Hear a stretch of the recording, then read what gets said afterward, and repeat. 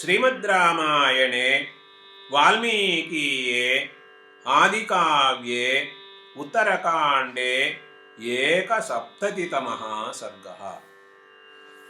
वाल्मीक्याश्रमे रामकथाश्रवणम्। ततो द्वादशमे वर्षे शत्रुघ्नो रामपालिताम् अयोध्यां चकमे गन्तुम् अल्पभृत्यबलानुगः। ततो मन्त्रिपुरोगांश्च बलमुख्यान्निवर्त्य च जगामहयमुख्यैश्च रथानाञ्च शतेन सह।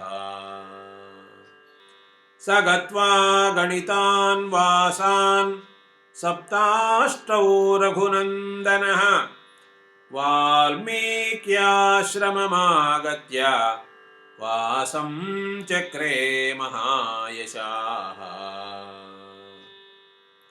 सोऽभिवाद्य ततः पादौ वाल्मीकेः पुरुषर्षभः पाद्यमर्घ्यं तथादित्यं जग्राह मुनिहस्ततः।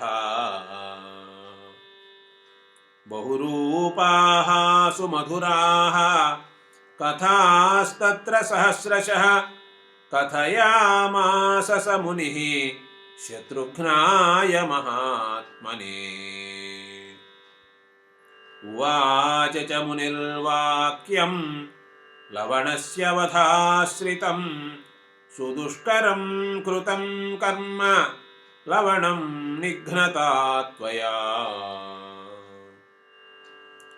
बहवः पार्थिवाः सौम्य हताः सबलवाहनाः लवणेन महाबाहो युध्यमाना महाबलाः। स त्वया निहतः पापः लीलया पुरुषर्षभा जगतश्च भयं तत्र प्रशान्तं तव तेजसा। रावणस्य वधो घोरः यत्नेन महता कृतः इदं तु सुमहत्कर्म त्वया कृतमयत्नतः। प्रीतिश्चास्मिन् पराजाता देवानां लवणे हते भूतानां चैव सर्वेषां जगतश्च प्रियं कृतम्। तच्च युद्धं मया दृष्टं यथावत् पुरुषर्षभा सभायां वासवस्याथ उपविष्टेन राघव। ममापि परमा प्रीतिः हृदि शत्रुघ्न वर्तते उपाघ्रास्यामि ते मूर्ध्नि स्नेहस्यैषा परागतिः। इत्युक्त्वा मूर्ध्नि शत्रुघ्नम् उपाघ्राय महामुनिः आतिथ्यम् अकरोत् तस्य ये च तस्य पदानुगाः। स भुक्तवान् नरश्रेष्ठः गीतमाधुर्यमुत्तमं शुश्राव रामचरितं तस्मिन् काले यथाक्रमम्।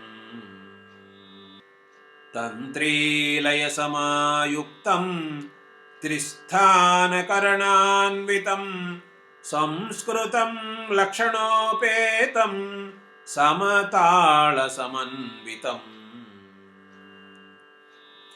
शुश्राव रामचरितं तस्मिन् काले पुराकृतम्।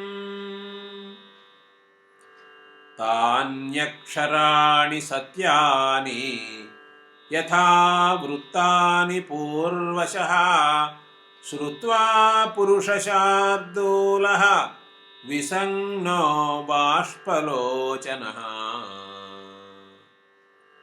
समुहूर्तमिवासंज्ञः विनिश्वस्य मुहुर्मुहुः तस्मिन् गीते यथा वृत्तं वर्तमानमिवाशृणोतु पदानुगाश्च ये राज्ञः तां श्रुत्वा गीतिसम्पदम् अवाङ्मुखाश्च दीनाश्च आश्चर्यमिति चाब्रुवन् परस्परं च ये तत्र सैनिकाः सम्बभाषिरे किमिदं क्व च वर्तामः किमेतत् स्वप्नदर्शनम् अर्थो यो नः पुरा दृष्टः तमाश्रमपदे पुनः शृणुमः किमिदं स्वप्नः गीतबन्धं श्रितो भवेत् विस्मयं ते परं गत्वा शत्रुघ्नम् इदमब्रुवन् साधु पृच्छ नरश्रेष्ठ वाल्मीकिं मुनिपुङ्गवम्